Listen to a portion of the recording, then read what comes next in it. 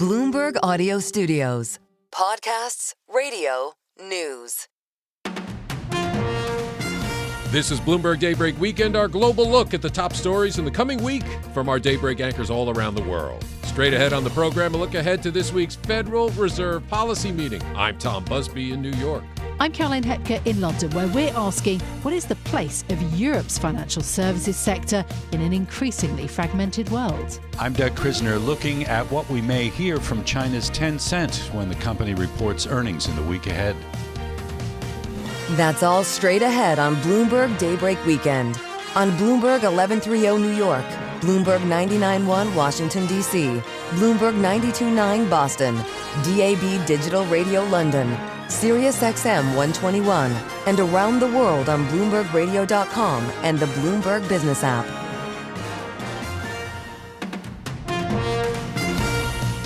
Good day to you. I'm Tom Busby, and we begin today's program with the Federal Reserve, wrapping up a two-day meeting on Wednesday with its latest decision on interest rates. And for more on what this means and a new dot plot, we're joined by Michael McKee, Bloomberg International Economics and Policy Correspondent. Well, Michael, a lot goes into the Fed's decision. Inflation, jobs, egg prices, economic growth, a lot of moving parts right now, especially coming out of the White House. Is there just too much uncertainty for the Fed to make any move this week? Exactly. They've all pretty much said, Jay Powell said, John Williams told me in an interview on Bloomberg, we just can't move at this point. But we don't feel there's a need to because the economy is still growing well and inflation is under control. And so there's no point to moving if we don't have to. Now let's talk about inflation because we have seen still rising, but it's certainly moderating, right? Well, we got mixed signals from CPI and from the PPI this week. CPI was a little stronger than people anticipated, and PPI was weaker than people anticipated, especially considering that both of them feed elements into the PCE, the Personal Consumption Expenditures Index, which is the Fed's inflation target data point. And so it looks at this point like, unfortunately, the CPI is going to overwhelm the PPI, and it's going to maybe push the PCE higher, which would keep the Fed on hold anyway. So we don't get that till the end of the month, but the Fed will be able to do the same math that all the Wall Street economists are doing, and they'll have a justification now besides uncertainty. Well, the last PCE we saw did show the lowest level in 7 months, right? So there was some progress made. There's been progress made, but it's been very, very slow. And now if we get a little bump up, and it doesn't signal that inflation is going to break out again, but it does show that the Fed has more work to do.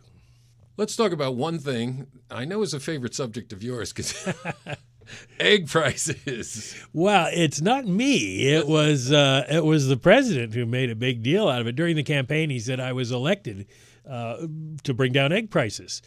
And I'm sorry, but so far he's failed. In the CPI, egg prices were up in February by 10.4%. And in the PPI, you ready for this? They were up 54%. For producers, manufacturers. From the producers. I Wow. mean, that's what the chickens are charging at this point. So, yeah. So the egg crisis is not behind us yet. It's not going anywhere just yet until we figure this out. All right, so that's inflation. Let's talk about jobs, because we've seen kind of, not a spectacular number in February, solid. But, of course, that doesn't include tens of thousands of federal workers. Right, and we don't yet have a good handle on how many. There are some estimates that maybe they've let go about 20,000 people between the layoffs and the buyouts, but there's no good compilation of that. The jobless claims figures we got last week showed 1,500 people filing because the federal workers are counted in a separate category, and 8,000 on continuing claims. So that's nowhere near the numbers. We expect those to go up a lot. But then on Friday was the deadline for all of the federal agencies under Trump to submit plans to cut like half their workforce. So we could see tens of thousands of people losing their jobs, but we just don't know. So the Fed has to kind of stand by and then see what impact that has on the overall economy.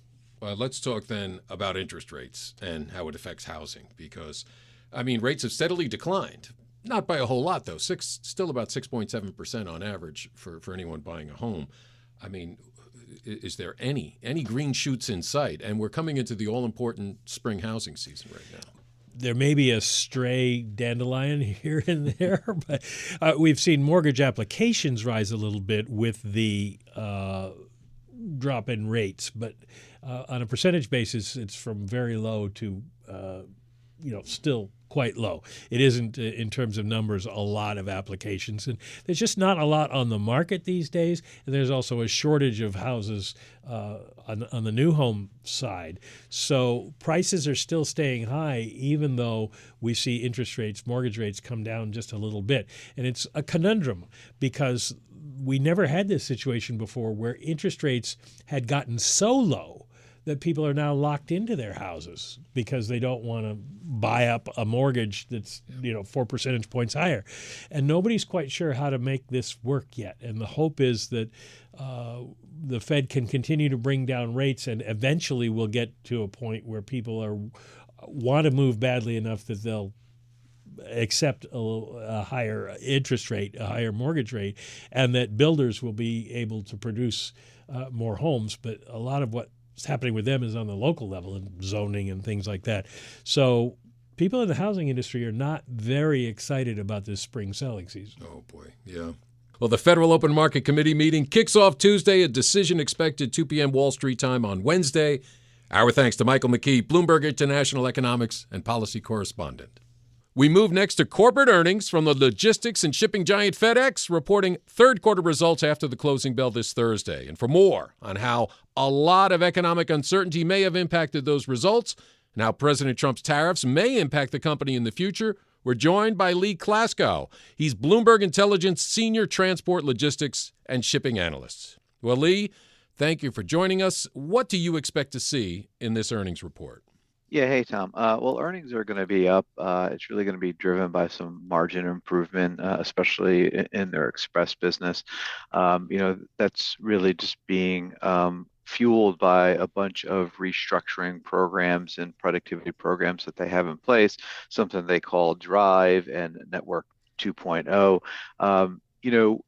What we're going to see, though, is probably not the full benefit of these programs because volume is going to be relatively tepid. Could be, up 1%, down 1% in the quarter. Really don't know. But, when volumes start increasing with a better backdrop, you really show the benefits from these cost cutting and productivity inducing initiatives that they've undergone. FedEx is kind of going through somewhat of a transition. They've walked away from less or lower margin business like from the U.S. Postal Service. That will create somewhat of a tougher headwind starting in April for, when comparing year over year volumes.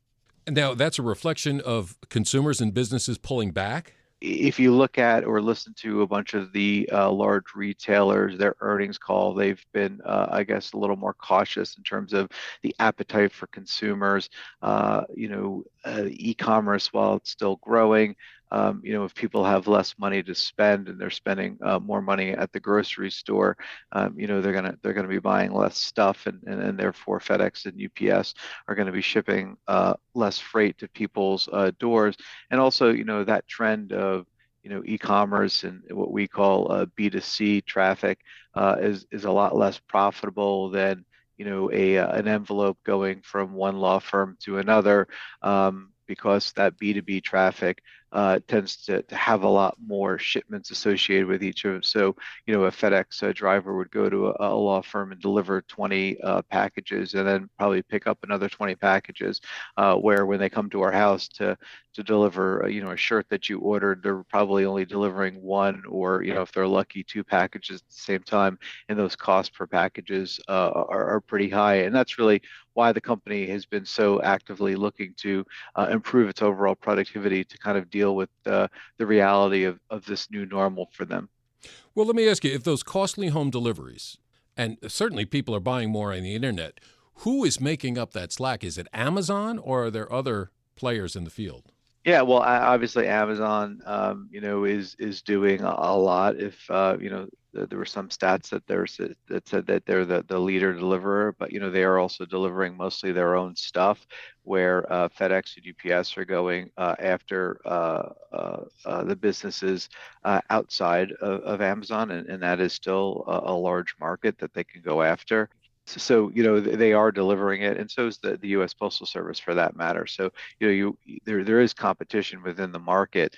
What I would also say, not to pivot too hard on this, but their freight business, which is their less than truckload business, FedEx Freight is the largest less than truckload carrier in North America. That business is under pressure too. The good news is that tonnage might be down by mid-single digits. Rates will probably continue to increase by mid-single digits. That's a very consolidated market that has a pretty long history of good price discipline. So it won't be too corrosive to margins.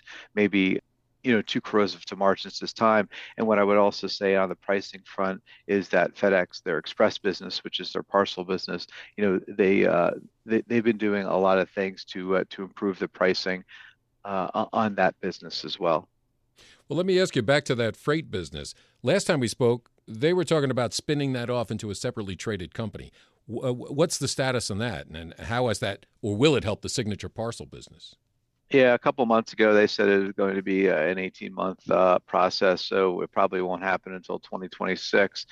Not quite sure why it's going to take that long, but that's the outlook that they provided. The management has said that they're looking to hire a number of salespeople for that division. So it looks like they're kind of getting prepared for when that becomes a standalone company. So, and the reason why they're doing that is probably twofold. Less than truckload carriers tend to have a higher multiple. So they're trying to unlock some value there with that asset. And then secondly, it'll allow management to really focus on their parcel business, which is, can be a very good business. But like I mentioned earlier, it's an industry under transition. And, these companies, whether it's FedEx or UPS, are kind of doing a lot of things right now, whether it's investing in technologies, changing the way they deliver things, or even changing their air network will probably, help them down the road. FedEx Q3 earnings out this Thursday. Our thanks to Lee Glasgow, Bloomberg Intelligence Senior Transport, Logistics, and Shipping Analyst. And coming up on Bloomberg Daybreak Weekend, we'll look at where Europe's financial services sector stands in an increasingly fragmented world. I'm Tom Busby, and this is Bloomberg.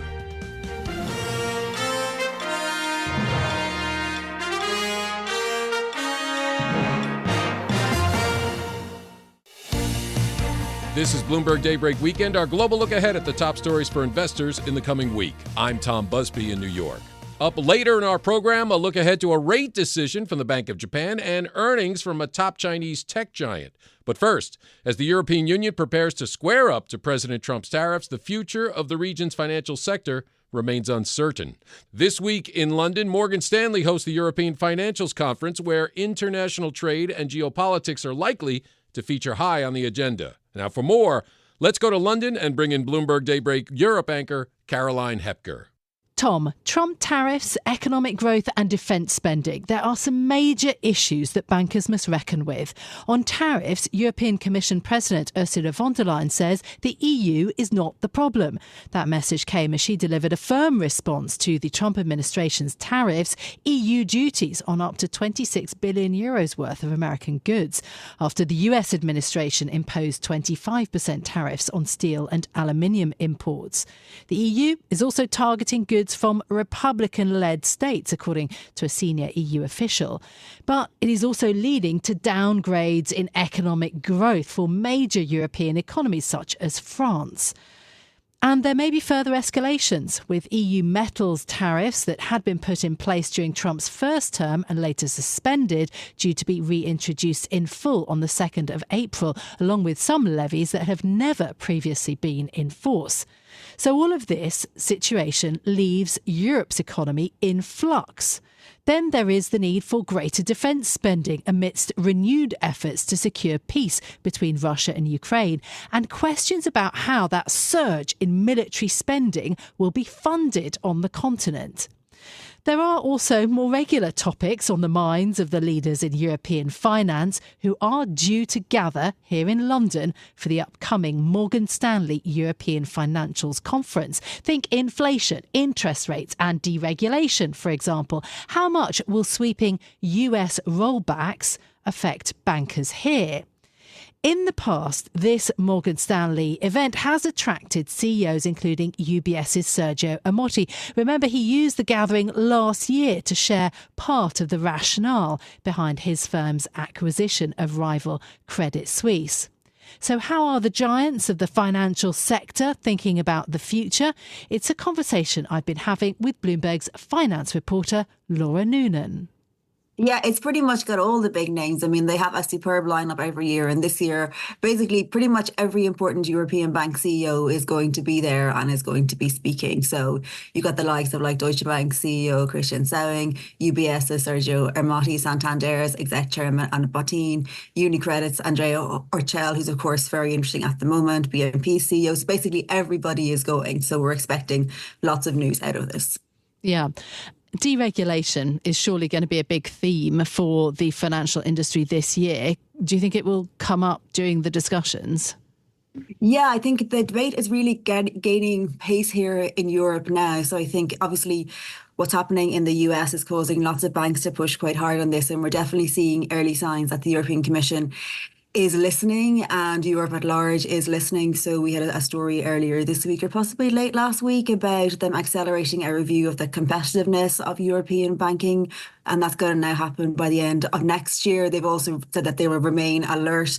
They're looking at what they can do around the latest package of the bank capital rule. So I think there's a big push and there is some responsiveness. So I think now is probably the moment when we're going to see the European banks take the early signs of indications that the EU is ready to act and really try to drive home as much change as they can. And certainly what's happening in the US is giving them a lot of power. The Europeans are big fans of the level playing field. And if the banks can argue that banks in the US are getting concessions and that they will be disadvantaged on the global stage if they don't get the same, then that is going to be a persuasive argument. And the one thing I will say as well is people often say this is only an issue for the big banks who compete internationally, but it's not. It's also an issue for the smaller banks who are listed, who are competing for investment internationally. So they can definitely make those arguments and they will. OK, but how has Europe's financial services sector then reacted to the tariff news? I mean, if there's so much of the influence of the US coming to the European banking space, what are they thinking about when it comes to Trump tariffs? I mean, tariffs are bad in that tariffs are bad for the overall economy and banks are, if you exclude the investment bank portion, which does do well on volatility, banks are mostly pure plays on the economy. And if you take the view that tariffs at a macro level hurt economic growth, then they are going to be bad for banks who are dependent on economic growth.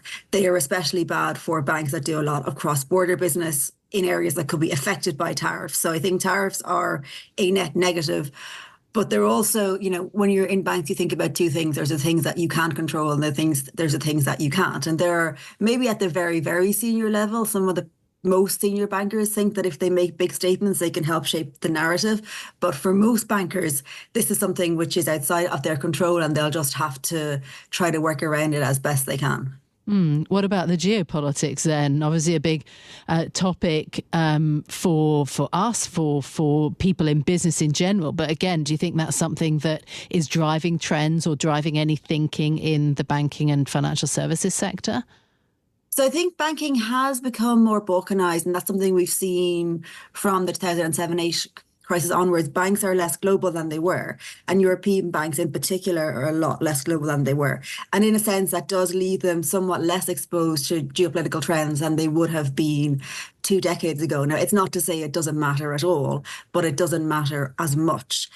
It will matter more to banks. We've already seen some of the banks who had exposures to Eastern Europe, and that has been a challenging period for them as they've tried to navigate that. I think banks who have big US businesses will be waiting to see how they're positioned on that. Geopolitical tensions then that hit the overall macro picture. Again, for banks, so much of this does come back to the macro picture. And if you have geopolitical tensions spiking, say, oil prices, and if that leads to inflation and that takes the economy to a certain place, that's the impact that they will, that will inevitably have an impact on lots of these businesses. So yes, they're definitely thinking very hard about this, but also the investment banks, the trade banks, they will also spy an opportunity here. They will say, oh, we can help clients navigate these unprecedented times, and they will try to use that to win advisory business. So probably a net negative, but with some positives built in there too, if that makes sense. Yes, absolutely. Meanwhile, of course, factored into that, maybe layered into that thinking, will be the expectation of increased defence spending. That's a huge issue for Europe. Will helping to meet the funding deficit be on the minds of financial services leaders in Europe?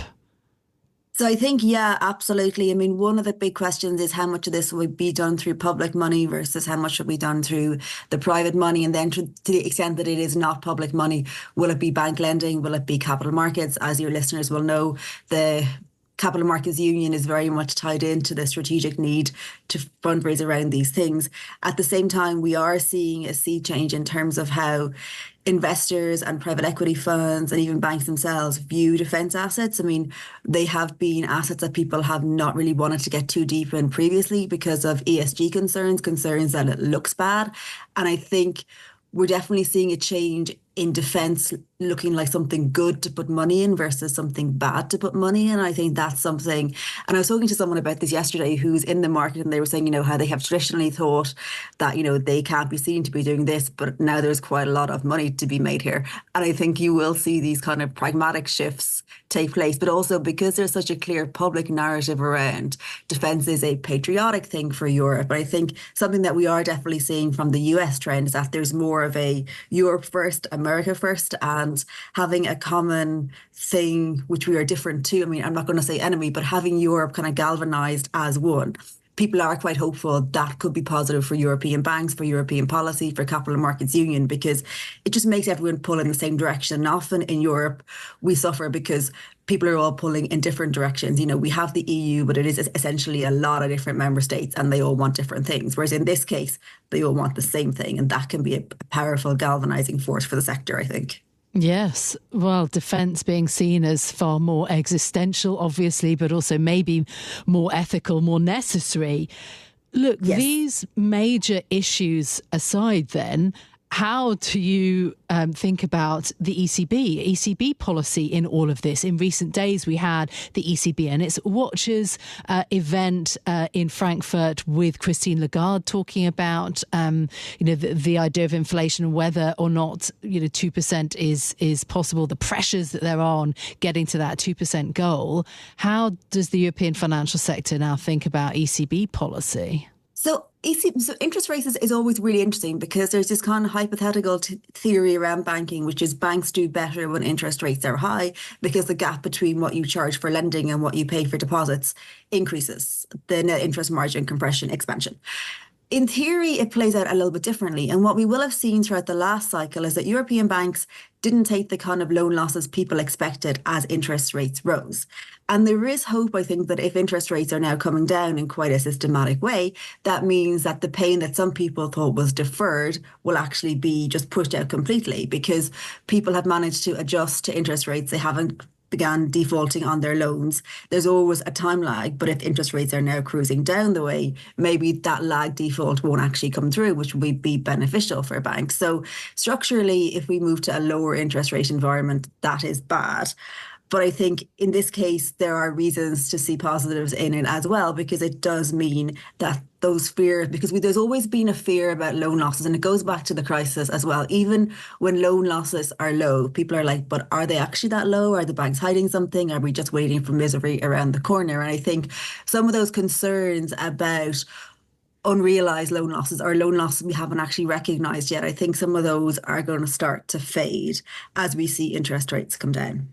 My thanks to Bloomberg's Laura Noonan, and we will have full coverage of all the action for Morgan Stanley's 2025 European Financials Conference here on Bloomberg. I'm Caroline Hepke in London. You can catch us every weekday morning for Bloomberg Daybreak Europe, beginning at 6 a.m. in London. That's 1 a.m. on Wall Street. Tom. Thank you, Caroline. And coming up on Bloomberg Daybreak Weekend, to look ahead to a rate decision from the Bank of Japan. I'm Tom Busby, and this is Bloomberg.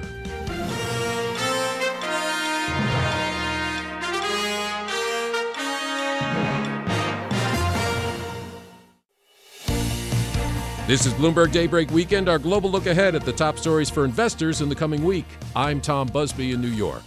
We'll be following a couple of stories out of Asia this week, including a rate decision from the Bank of Japan and earnings from Chinese tech giant Tencent. For more, let's get to the host of the Daybreak Asia podcast, Doug Krisner. Tom, this report will come after Tencent unveiled an AI model last month. The company claims it outdoes the chatbot from DeepSeek. Now, we know that China's AI sector has been seeing rapid development, especially since last year's splash from DeepSeek. So Tencent will join Alibaba and ByteDance in this race to capture market share in artificial intelligence in China. For more, I'm joined by Robert Lee. He is senior tech analyst for Bloomberg Intelligence. Robert joining from Hong Kong. Robert, it's always a pleasure. Thanks for making time. Can we talk about the hype right now that may be happening in certain pockets of high technology in China? Are you seeing a lot of it? And is Tencent getting caught up in it?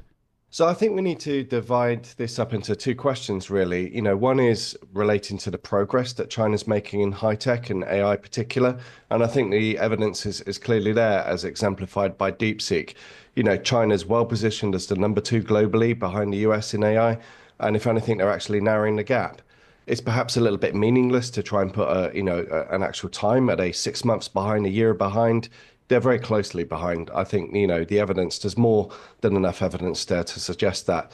And obviously, here in China, we've had the so-called 2 sessions or National People's Congress, where a lot of senior leaders stand up, give their view, where the future economic plans are developed, and high tech and AI in particular has been the core focus of that. So with the weight of continued state behind these companies, China's well placed to continue narrowing the gap. So that's the first question. The second is, how are these companies going to monetize?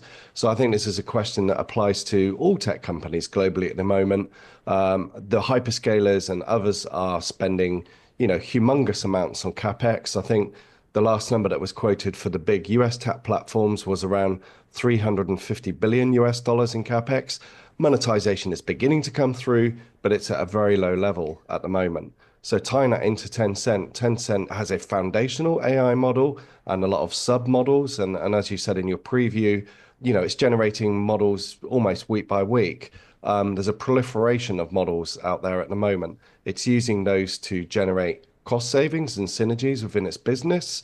So that will help to support margins, et cetera, going forward. But I would argue it's unlikely at this point to have a transformational impact on their business. And then there's the third question, or related to what I just said, what about the outside monetization? Are there enterprise clients or consumer clients going to pay for these things?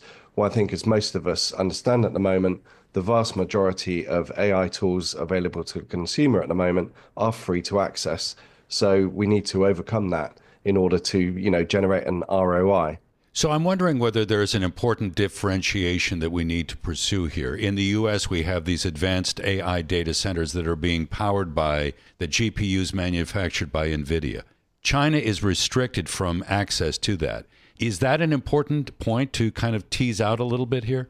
It absolutely is, but I think probably things have moved a bit beyond that now. So again, if we had this conversation 12 months or so ago, well, which we probably did, there were major worries on the China front at that point that these export controls, would really forestall the AI developments, of Chinese companies. And as we've already established, that hasn't been the case. So why? I think, first of all, these big platforms preemptively built stock before the sanctions, if you like, came into place. Also, there are still a large number of countries globally on friendly terms with China. So I think there's anecdotal evidence at the very least that China's pulled in favors from friends. It's very, very hard to enforce these controls. And then thirdly, you've got an increasing supply of domestic supplied AI accelerators from the likes of Huawei. So a combination of three factors have enabled Chinese companies on the software side to continue their developments relatively unhindered. So I think we're probably through the worst of the uncertainty on that point. Sure, Chinese AI accelerators are still probably 2 or 3 generations behind NVIDIA. But again, going back to the DeepSeek announcement, this technological challenge, the potential shortage on chips, has forced Chinese engineers and developers to innovate more, and they've moved towards lower cost, less computationally intensive models that are more adept at running on these lower spec local chips. So again, that's enabled them to continue their developments. But the main question I keep coming back to, how are they going to monetize? The ROI that we're all waiting for. Let's get back to Tencent. Compare the company's cloud performance and the revenue that we're expecting on that front with some of the things that Tencent is known for, like e-commerce and video games. Well, the numbers have been changing over the last 2 years, but Tencent over the last 2 to 3 years has been well positioned as China's second largest cloud computing company. However, Tencent and Alibaba have progressively lost share over that period. The dynamics or competitive dynamics of the China cloud market are very different to the US. It's a far more fragmented market. And then obviously you've got a lot of state involvement in the market, a lot of state-owned companies or so-called SOEs. So what we've seen over the last 2 or 3 years is these state-aligned companies, again, Huawei, the national telco companies, the big three, China Telecom, China Mobile, China Unicom, taking share progressively from Alibaba and Tencent. Now, with the new growth in AI, obviously that should help reignite growth for Alibaba and Tencent. But the issue both of them have, and there is incremental upside on that side of the business, for Alibaba, the bulk of its earnings growth and earnings potential is driven by e-commerce, not cloud. And for Tencent, again, the bulk of their earnings is in social media, in video games and advertising. So the cloud business is a relatively small portion of the business. So AI demand and development should help drive incremental revenue on that. But I would argue it's not big enough portion of their overall group revenue to really move the needle to any significant degree. So when we hear from Tencent this week, do you have a sense of how the company may guide us in terms of expectations on CapEx spending? It's never a major feature for their business. And again, the reason for that is they're a software business and they're not particularly capitally intensive, excluding their cloud business. But absolutely, I'm sure the cloud spending, as we saw at Alibaba, is going to increase. Whether it's going to increase to such a significant degree, and then just briefly for people who are not familiar with that, at Alibaba's results 3 or 4 weeks ago, they disclosed they're going to spend over $50 billion on CapEx and cloud-related spend over the next 3 years. So that amount exceeds what they've spent in the last 10 years. So that is a significant acceleration in investment there. So I'm sure we'll see something similar at Tencent, but probably to a lesser degree. And that ties into who they are, where they are. They're a very conservative company. They've been playing the long game in AI. They're not in a rush. They're taking a slow and steady approach. Robert, thank you so much for helping us understand what the issues are for Tencent as we look ahead to the company's earnings this week. Robert Lee is senior tech analyst for Bloomberg Intelligence. We move from Hong Kong to Tokyo, where in the week ahead, we'll get a rate decision from the Bank of Japan. Now, recent data show the Japanese economy expanded in the final quarter of last year at a slower pace than the preliminary report indicated. This may give the Bank of Japan reason to hold policy steady. For more, let's bring in Paul Jackson. He is Asia Economy Editor for Bloomberg News. Paul joins us from our radio studio in Tokyo. Talk to me a little bit about any concern that may be there in the market right now in Japan, given this move up that we have seen in JGB yields. Well, I think the market concerns largely reflect the reality that the BOJ has now pulled away a year ago from protecting these yields, keeping a lid on them so they can kind of go up and up and up. Now, there has been an uptick to the highest levels in the benchmark yield to the levels that we last saw during the global financial crisis, before then even. So these are levels that are much higher than they have been for a long time.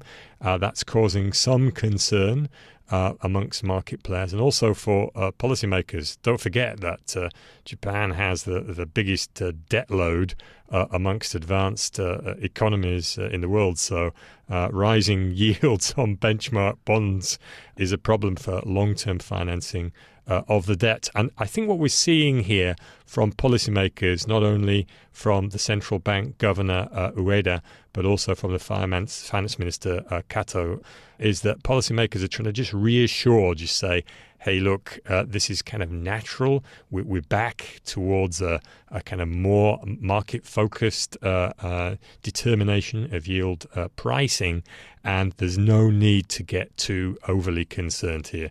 These market movements are normal. And it seems logical that it would reflect expectations that the BOJ is going to begin raising interest rates soon, right?